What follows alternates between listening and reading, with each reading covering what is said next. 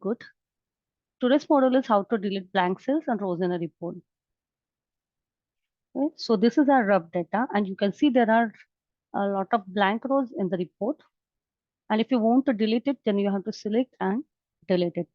So doing it for the large data is very tedious job. So for that, we can use the key control plus the tab G.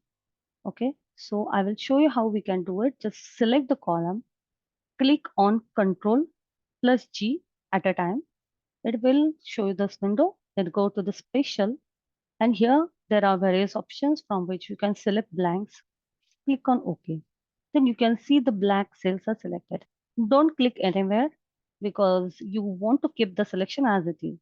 Then just go on a cell and right click on it and click on delete. Now it will ask you if you want to delete only the cells or if you want to delete entire row. As now for this instance, I want to delete the entire row. So I'm clicking on here.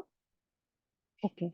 So you can see the number of blank cells and rows are deleted from the report without affecting the existing data. Thank you so much.